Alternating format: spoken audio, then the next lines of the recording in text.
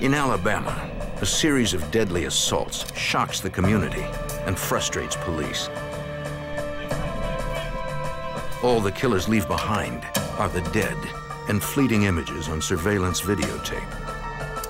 Local police and federal agents follow the killer's trail up and down the eastern seaboard. The shadowy fugitives keep running, but the FBI will not give up the chase.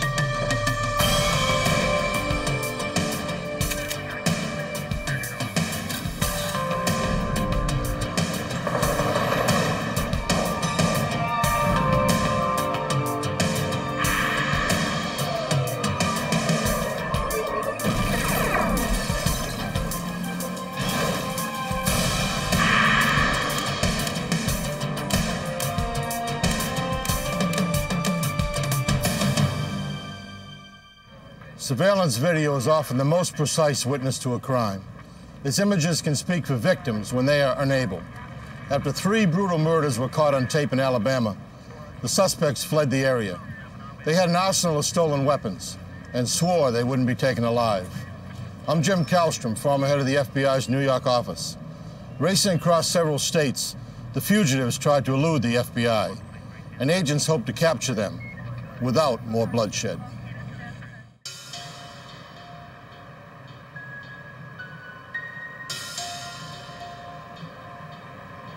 In the 1990s, Birmingham, Alabama saw a drop in both its population and its crime rate.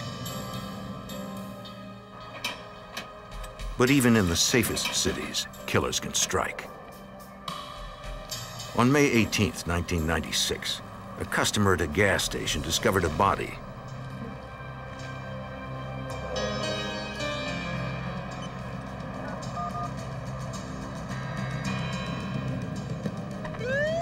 Birmingham police responded to the 911 call.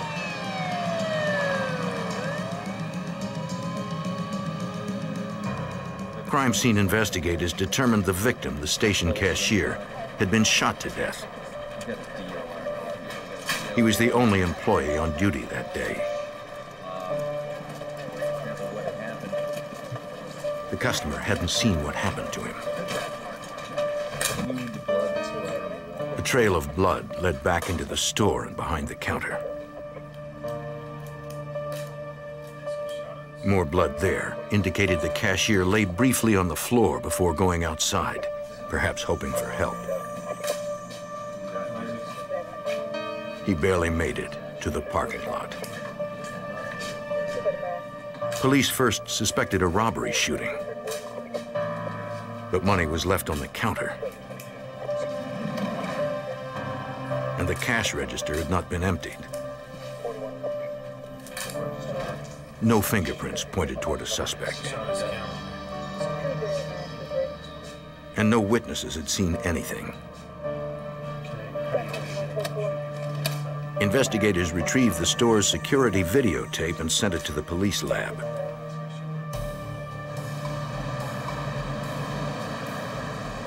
The tape had degraded because it had been reused many times in the recorder. So the footage of the crime was blurry and few details could be seen.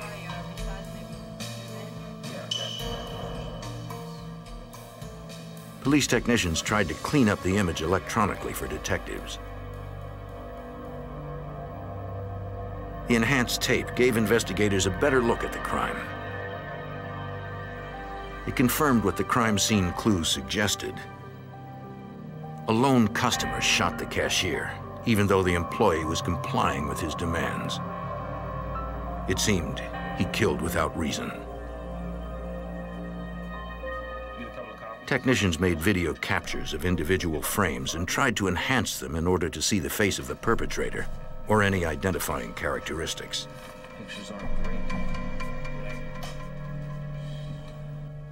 Birmingham police hoped to identify the suspect from the stills. Checking mugshots, they could not find a match. Detectives interviewed friends and relatives of the victim, trying to find some lead on the senseless murder.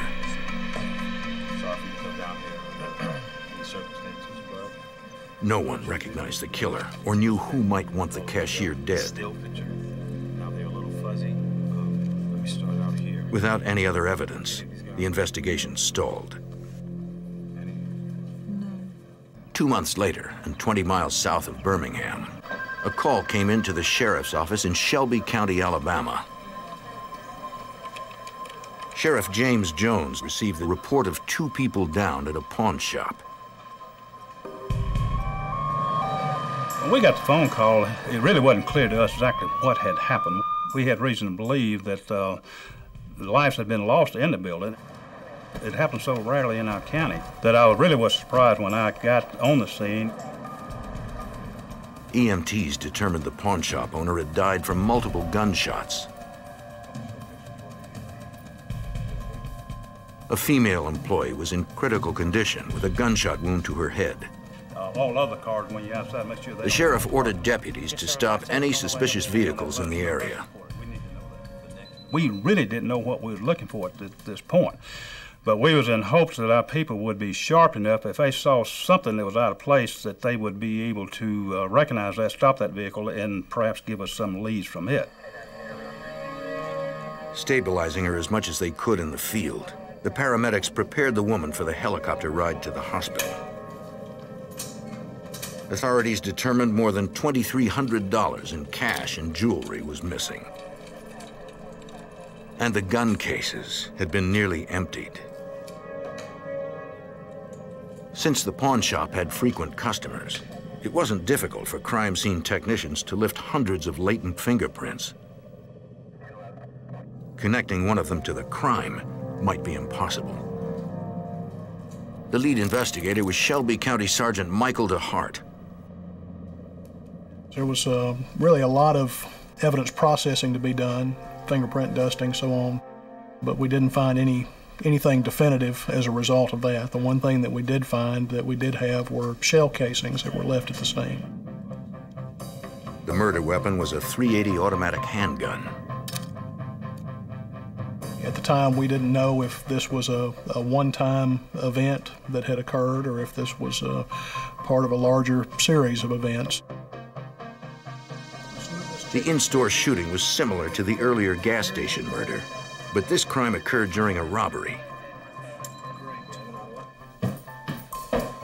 Detectives checked for the shop's security video. Then they remembered something. I was talking to the owner a couple of weeks ago, and he was talking about putting a dummy machine in. He was talking about putting a real one over in this area. Sergeant Russell Yawn found the other machine in the actual surveillance videotape. The second, or the real VCR, continued to operate even after they took and unplugged and removed the tape from the dummy VCR. And it continued to record even until the time that I pushed the eject button. The videotape showed 2 young men entering the store at 3:23 p.m. They cornered the shop owner, forcing him behind the counter with the female employee. Deputies spotted a red pickup truck barely visible outside the shop. It might be the getaway vehicle. The suspects looted the pawn shop for 13 minutes while the employees watched. They then shot the hostages, point blank. We saw nothing that told us that these 2 victims resisted or attempted to resist. They were very compliant. And I'm sure they did that with the hopes that they would live. But instead, their life was taken by execution style. And that was very disturbing to see that. What I don't understand is, this is just garbage. Sergeant Yawn and his partner, Sergeant Donald King, found more evidence near the spot where the victims had been killed. As we were doing our search at the pawn shop, we saw a small pile of garbage in behind the counter, and we noted it at the time. Why was the garbage there? There was no garbage can. It really didn't make a whole lot of sense at the time. There was also some metal filings on the floor mixed in with the trash. The filings likely came from a key-making machine installed on the counter. Detectives collected them for later examination. They believe the killers took the garbage can, but they didn't know why. here's some of the... Okay, just a second. Federal law requires that anyone buying or selling firearms must keep records of the transactions. All the guns that were in here that were for sale. Detectives asked another employee to bring up the store's weapons manifest, comparing it to the guns still in the shop. Yeah, I think this is, They realized the suspects took an entire arsenal. yeah, I think that's it. There were 32 stolen weapons in the hands of vicious killers. We was very disturbed about what else would they do, what were they doing now, and what would they do again in the future. Because of the potential for more violence by the heavily armed killers, sheriff's detectives immediately contacted the Shelby County District Attorney's Office. Prosecutor Randy Hillman joined the investigation. We like to be in on the front end of any investigation. It makes things a lot easier for us. It makes things a lot easier for the police officers working the scene as well. The surveillance videotape was the best evidence investigators had to find the killers. It showed the suspects carry out many of the stolen items in a guitar case. One of them shot both the shop owner and the employee. At one point, his gun jammed. Almost mechanically, he cleared and reloaded, and then kept firing. The two suspects got into the waiting red pickup, both on the passenger side. There must have been a driver, a third suspect. Technicians made photos from video captures, but the quality was poor. We had photographs of these individuals actually doing the execution. We had a partial photograph of the vehicle that they were in, but we didn't know who they were. And the level of violence here was critical to us. I mean, we had to stop these guys before it happened again. Less than 8 hours after the shooting, investigators learned the pawn shop employee died in the hospital. Now there were 2 innocent murder victims. Technicians at the Alabama Department of Forensic Sciences examined the bullet fragments and casings found at the pawn shop.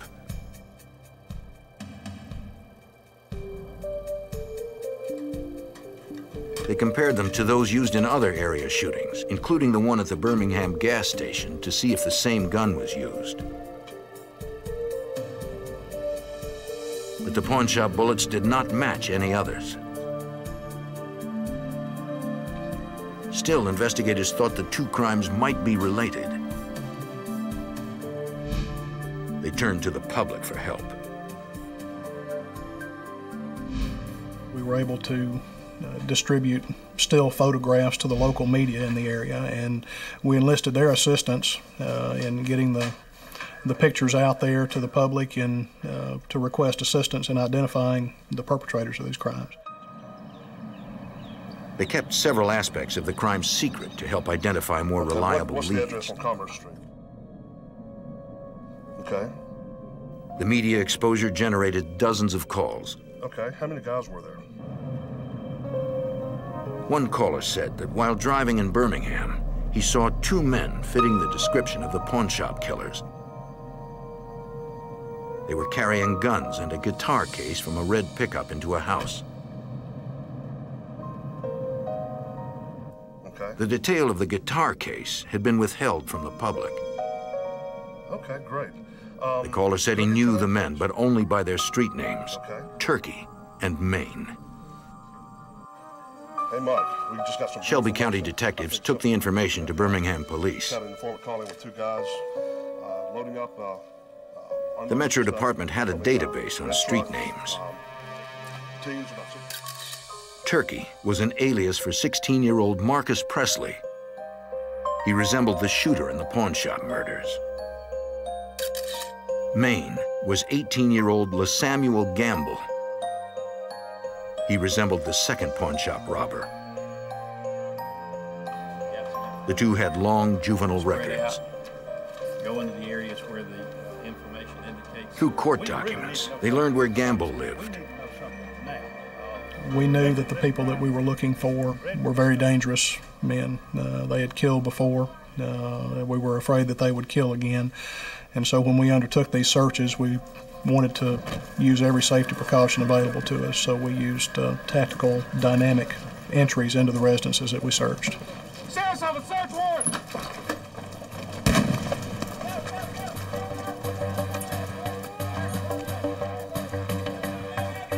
The arrest team cleared the house where Gamble had been living. No one was home. Nobody in the house? Nobody? A pair of cold-blooded killers with an arsenal of stolen weapons remained on the loose. Everybody's inside. We'll set up a perimeter. Okay. Thank you. Don't have seen any movement? On July 28, 1996, Alabama investigators searched for Marcus Presley, LaSamuel Gamble, and a third suspect believed to be involved in a double murder at a pawn shop. A tactical arrest team entered the house where suspect Gamble lived, but they found no one there. Armed with a warrant, detectives searched the house. Shelby County Sergeant Russell Yawn recovered evidence that directly linked the suspect to the pawn shop murders. During the search, we found the videotape that came from the dummy VCR. It was destroyed, the case was cracked and broken, the tape pulled from the housing, and it indicated to us that they were aware that they were being recorded, and they had the presence of mind to stop and try to remove or eliminate all evidence of their crime. They also found an empty guitar case. It appeared to be the one taken from the pawn shop. Sergeant Donald King found more evidence in the kitchen.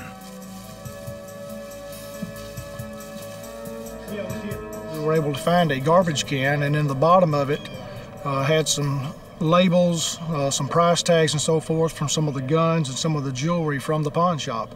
And it also contained some of the same metal shavings that we were able to tie back to the robbery scene. Sergeant Michael DeHart was frustrated that they didn't find any of the 32 stolen weapons. At the time that we did the search, we knew that 3 people were involved, but the third person we didn't know. When we did the search at the residence, we found a paycheck stub in a coat pocket that had the name Stephen McKenzie on it from a business in the Boston area. So paycheck stub. Perhaps McKenzie was the third suspect who drove the getaway vehicle. Dated fairly recently. He had no local address, but neighbors said he was a friend of Gamble and Presley. Court records listed Marcus Presley as living with his grandmother. There's nothing here that can directly be tied to the pawn shop. Investigators searched that house too, but found nothing there that related to the crime. That's 10-4, it's 1230 3rd Avenue West. Presley's grandmother arrived home as they were executing the search warrant. Yes, ma'am. We got a search warrant to search this residence. Can I go in my house? Not right now. We're doing an investigation of a robbery, but you can speak to these 2 people right here. Ma'am, I'm Chris Curry with Shelby County Sheriff's Office. Do you Detectives showed her video captures from the robbery. Tell me if you recognize anyone. 2 people. She admitted one of the men looked like her grandson. Picture, if you would, and help us and tell me if you recognize anyone. She had tried her best to raise Marcus, but he got involved with drugs and gangs and had been in trouble ever since. Thank you very much. You've been very helpful. But again, I apologize for the inconvenience. She said he would disappear for weeks at a time. But it will take him a few more minutes to finish. She was devastated to learn that now he was a murder suspect. You are certainly welcome to sit on the porch if you'd like. The suspect's apparently constant movement troubled prosecutor Randy Hillman. They were young, they were mobile, they didn't have any home base that they operated out of like normal people have a home that they go to and from. They had several different residences that they would frequent.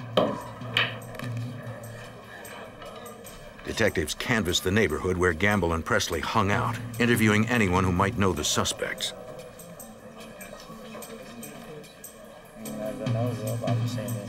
Several people in the neighborhood said that lately, Gamble and Presley had been flashing jewelry and giving away guns to members of their street gang.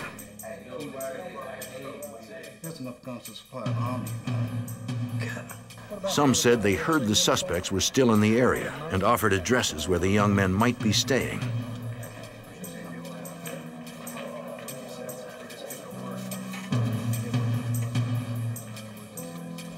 The detectives checked all the addresses. Gamble and Presley seemed to have disappeared.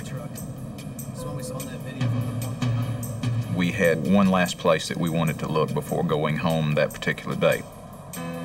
We were on the way back, and the suggestion was made, let's ride by the uncle of LaSamuel Gamble. Let's ride by his house and just see if anyone's there. We did that, and when we did, we saw a red pickup truck that matches the description of the vehicle that was used in the robbery.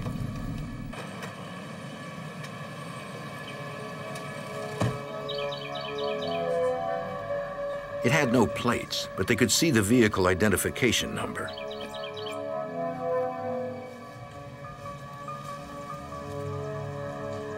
The detectives noticed a Massachusetts parking permit in the corner of the windshield. 6802746. They hoped Gamble's uncle would have information about the suspects.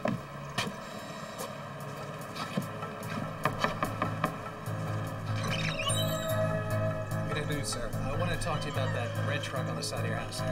The uncle agreed to answer their questions, but not at his home. He did not want to be seen with the cops. They took a drive so they could talk.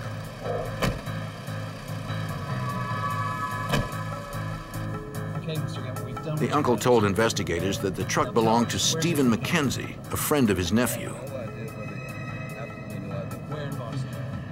It was the same name as the one on the Boston pay stub. The uncle admitted that his nephew recently stayed at his house with Mackenzie and Presley. The trio had cleared out several days ago. Sergeant Yawn believed the uncle knew details. And at first he really didn't want to give us any useful information, but we continued, and he did admit that they had left town and they had gone to Boston.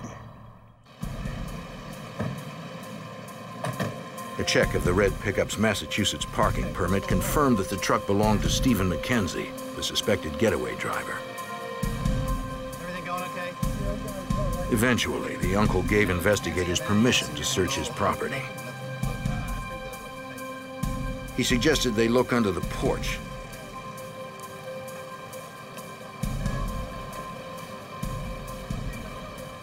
There, police found a paint gun. The serial number on the gun matched one taken from the pawn shop. There was enough probable cause to impound Mackenzie's pickup and process it for evidence.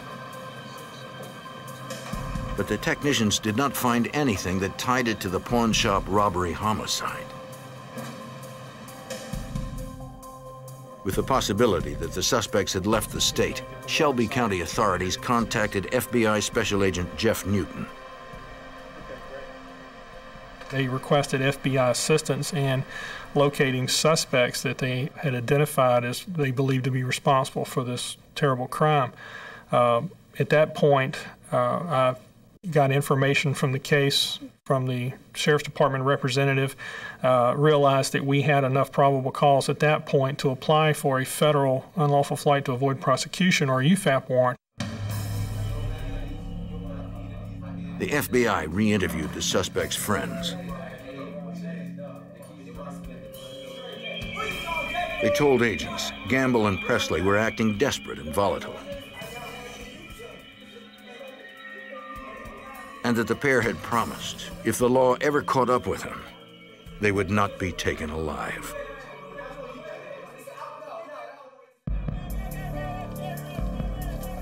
In Alabama, authorities struggled to find the men believed responsible for 2 robbery homicides. The state increased the reward for the capture of LeSamuel Gamble, Marcus Presley, and Stephen McKenzie to $100,000.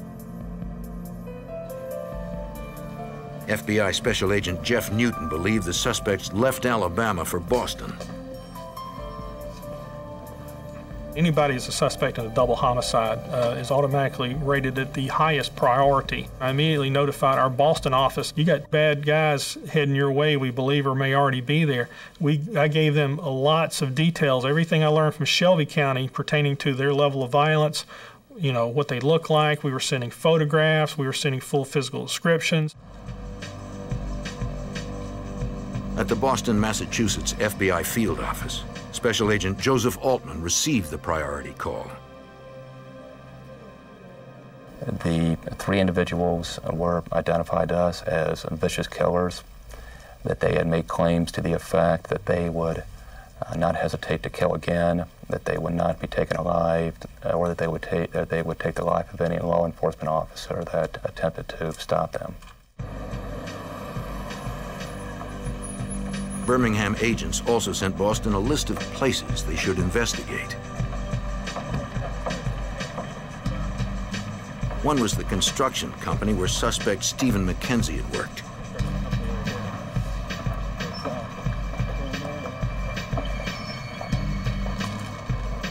Agents went to speak with the owner.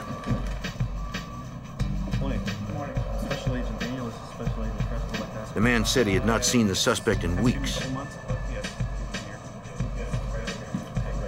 If McKenzie was in the Boston area, he had not made an attempt to come back to work.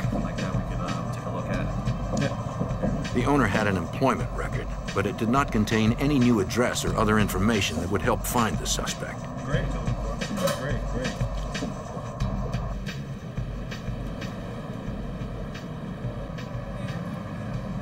Boston authorities staked out the other addresses that Birmingham had sent, including one of another uncle of LeSamuel Gamble. But they did not approach this house immediately. We did not want to let on that we were surveilling this particular home. We wanted to allow at least 1 or 2 areas, homes in the area that they could return to. After several hours, they spotted a man leaving the residence. Looks like it's in here. They want the radio back in and tell them that someone's coming out of the house. It was not one of the suspects.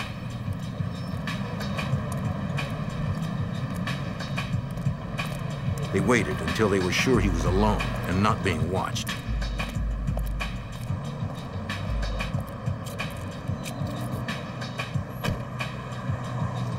How you doing, sir? I'm Special Agent Daniel and Special Agent Frenzel would like to ask you a couple questions if we could. All right. Do you live in that building? He was hesitant to talk, but did say that neither Gamble's uncle nor the suspects were in the house. No? No one's in there? Yeah, Marcus Presley. But he had seen them. Thank you very much. Again, we just have to ask you. He told us that both Gamble and Presley had been staying at this location, but they had since moved out. He did not know where they moved to. We felt that this location was no longer vital in our investigation, so we obtained a search warrant and searched the home and did not discover anything of lead value. Another address on their list was in Roxbury, a suburb south of Boston. An agent set up surveillance there.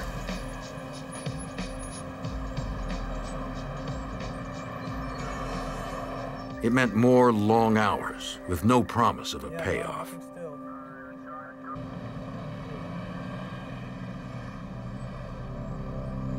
On August 1st, 1996, the Boston FBI held a press conference. We believe these individuals to be extremely dangerous, most likely armed. They're wanted in Alabama. We'd like to bring these individuals in. They distributed wanted posters and asked anyone with information to call a special tip line. Hey, The media campaign produced dozens of leads. One was an address outside Boston where alleged getaway driver Stephen McKenzie was said to be staying. There was no word whether Gamble and Presley were with him. All right, let's go. The tactical arrest team had to be prepared for a fight.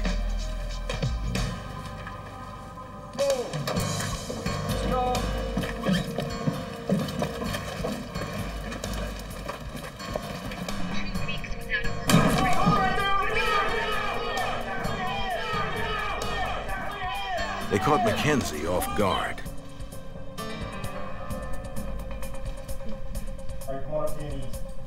But Gamble and Presley were nowhere to be found.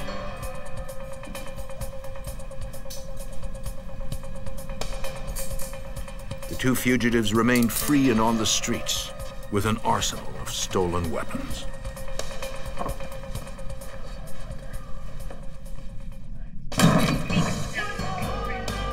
In August of 1996, the Boston SWAT team arrested one of 3 suspects who had fled Alabama after 2 robbery homicides. The suspected getaway driver, Stephen McKenzie, was unarmed and taken in for questioning. Good work, guys. Thanks. Investigators searched the house where he was staying. They found jewelry, later determined to be from the Alabama pawn shop that was robbed. They also recovered 3 weapons.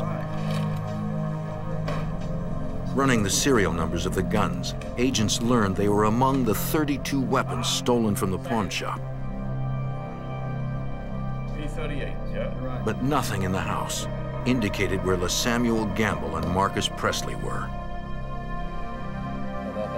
Boston agents held McKenzie on a charge of receiving stolen property. They contacted prosecutor Randy Hillman in Shelby County, Alabama. Immediately after receiving that telephone call, we got on a plane and flew to Boston to help the Boston investigators. They hoped McKenzie could lead them to the elusive armed killers. We knew the level of violence and the numbers of guns that they had and what a danger they posed to other people. The Shelby County authorities interviewed McKenzie. Mr. McKenzie, you know why we're here. Our major concern is that these weapons are going to get back out on the street, and someone else, innocent persons, are going to lose their lives. They confronted him with the evidence they had. Hoping for sentencing leniency, the suspect began to talk. We're sitting around or whatever and drinking, and we just decided, hey, let's do it. He said that he, Presley, and Gamble planned the pawn shop robbery in mid-July. They drove by the shop to check it out. Drive the car, you know, watch out. Gamble said it would be a good place to rob. There were guns, jewelry, and cash inside, and no security. I'm positive. It was guaranteed that, you know, no one would get hurt. It was just a in and out thing. On July 25th, they returned in McKenzie's pickup.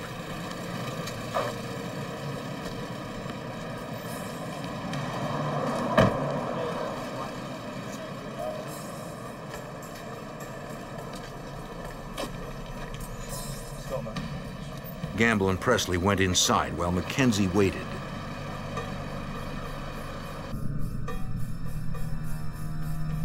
They were only supposed to grab the money and valuables.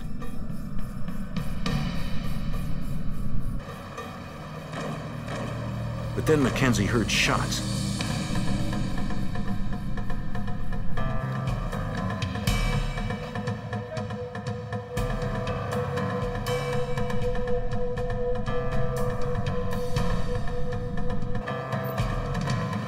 They took what they came for, then fled.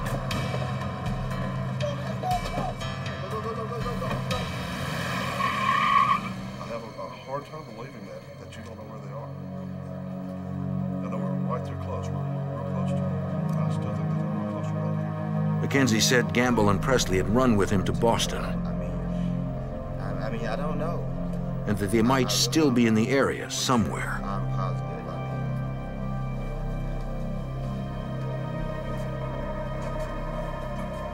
that. Investigators were unconvinced. He's not telling us everything. He's holding back on us. That's right. We'll let him sit in it for a while. But He claimed that he did not know where they were at the time, which I don't know that he did.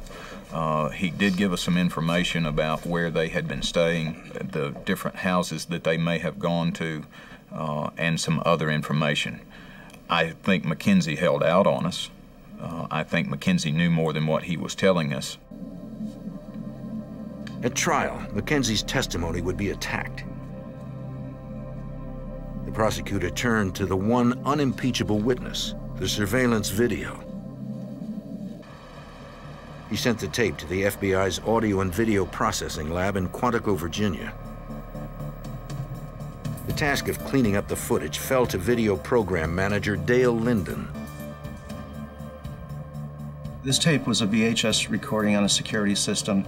It had, I would say, fairly poor quality as far as resolution. It had a backlighting issue where the camera was facing towards the windows. At some points, some of the people in this video scene looks like silhouette.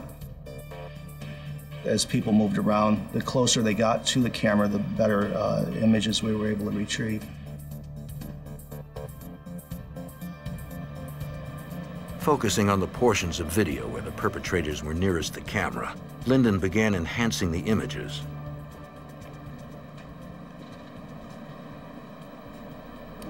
Once we digitize these images, we will go through each one. And depending on what the problems are, we will apply different types of filter processes. In this particular case, the first thing we did was we did some contrast adjustments to make the images look brighter and focusing in primarily on the subjects. In this particular case, I felt that we did some improvement to get facial detail of the face and the weapons, and also their movements within the store itself. The results strengthened the case against Gamble and Presley. Now authorities needed to catch them.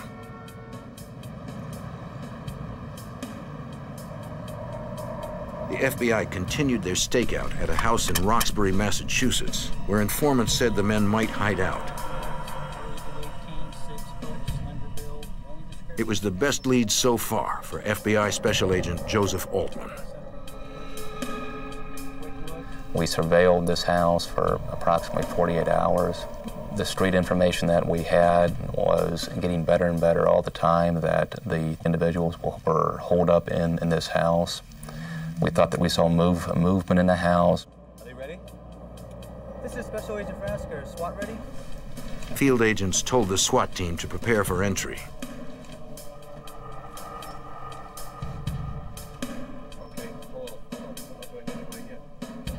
Right before the go word was given, a man left the target house.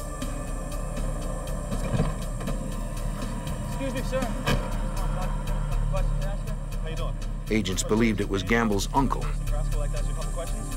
They knew he was on probation for a felony offense. In accepting probation, a person gives up his Fourth Amendment rights. He can be stopped and searched at any time. Oh, that's what we wanted to find out. Once you put them in this procedure, that's all right. I don't care about your cousin. Gun! Agents found a handgun. This was one of the weapons that was actually stolen during the robbery in Alabama, one of the 32 weapons that were stolen. He told us that the subjects were no longer in this house.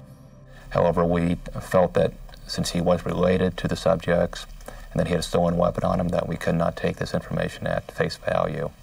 So Boston SWAT went ahead and made the entry. Gamble and Presley had sworn never to be taken alive. So the SWAT team prepared for a shootout. We felt that the only way that they were going to be extricated from the house was through force. The tactical arrest team swept through the house, clearing each room as they went.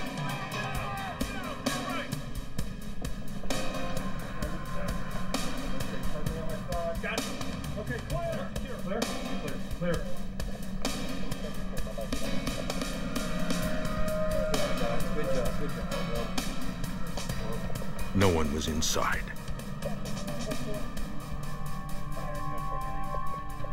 However, they did find some travel bags belonging to Presley and Gamble. Inside these bags were a couple of weapons, in addition to a photograph. The photos showed the fugitives getting on a bus. The travel bags contained the shirts worn by Gamble and Presley at the pawn shop.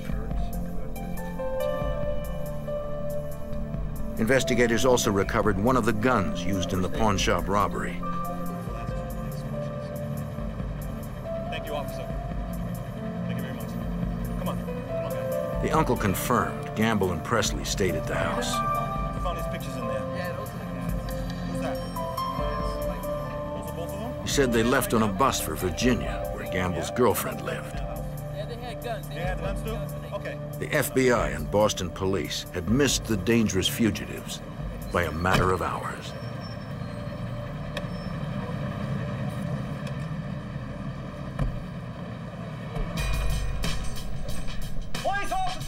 On August 5th, 1996, fugitives LeSamuel Gamble and Marcus Presley eluded an arrest team in Boston. An uncle told agents the men had left for Virginia, where one had a girlfriend, but he did not know exactly where. To narrow the search, the FBI obtained the phone records of houses in Boston where the suspects might have stayed. For nearly 48 hours, agents combed through the records, looking for common numbers. According to FBI Special Agent Joseph Altman, they found one. We did find a common phone numbers that occurred about 2.5 months before the murders took place and about a week after the murders took place. The number was in the Norfolk, Virginia area. Boston agents contacted the FBI's Norfolk field office. On August 8th, Special Agent John Harley received word from Boston to apprehend the young fugitives. Youth can be a factor in making somebody a little bit more unpredictable.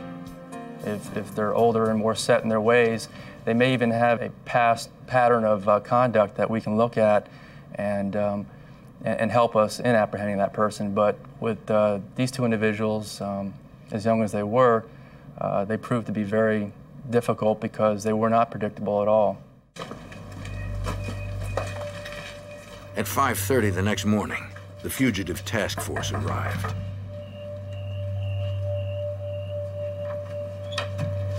You alone in there? An individual came to the door who we weren't sure matched description or not initially, but we went ahead and detained him there at the door and asked if we could go ahead and consent to search his apartment, at which time he said we could. Seen these guys? You ever seen them before? The resident recognized photographs of the suspects.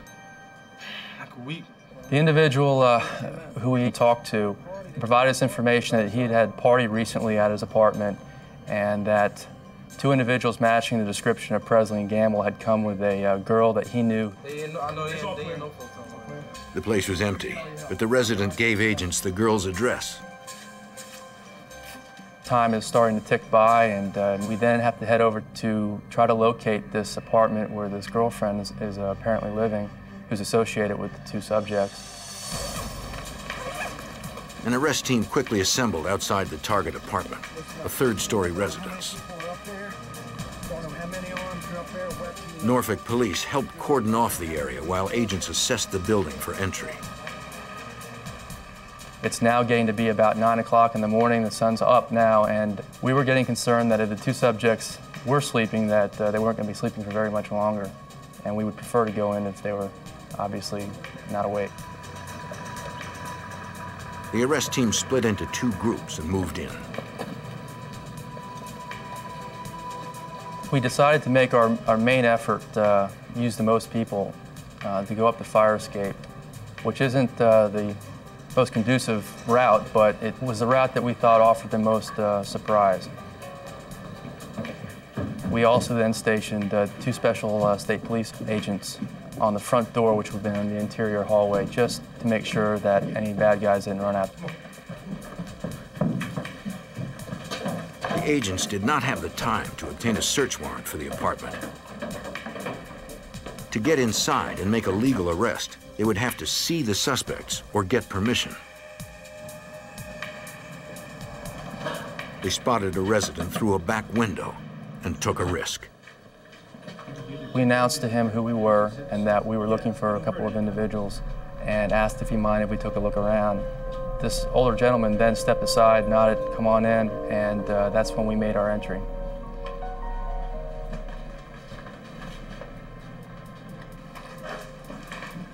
They found Presley first.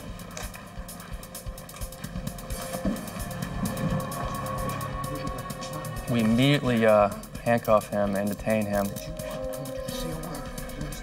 He had no opportunity to warn his friend. In a rear bedroom, the team found Gamble. The agents positively identified Presley and Gamble from photographs and placed them under arrest. U.S. Marshals transported the fugitives back to Shelby County, Alabama. When questioned at the county jail, Samuel Gamble blamed Presley for the murders. When they spoke to Marcus Presley, he had a different story. Each believed they had destroyed the surveillance tape. Presley and Gamble both still thought that there was nobody alive from the robbery who could say exactly what happened. They continued to point the finger at each other, saying, "He's the one that did it," or "It wasn't me, it was someone else," until they saw the videotape. Once they saw the videotape, they realized that no longer could they lie about it, that we had them actually doing the executions. And the whole tenor of the conversation changed then. Eventually, Marcus Presley, after pointing the finger several other places, Presley confessed and said that he did do the killing. How about this? Presley also confessed to another crime. He had been the shooter in the gas station murder in Birmingham. He said he thought the cashier was going for a gun, so he shot him. In 1997, the three suspects had separate trials. For his role, Stephen McKenzie received 50 years. An Alabama jury convicted Samuel Gamble of capital murder and sentenced him to death for being part of the pawnshop slayings. Marcus Presley received the death penalty for killing the gas station cashier. Another jury sentenced him to death a second time for killing the pawn shop employees.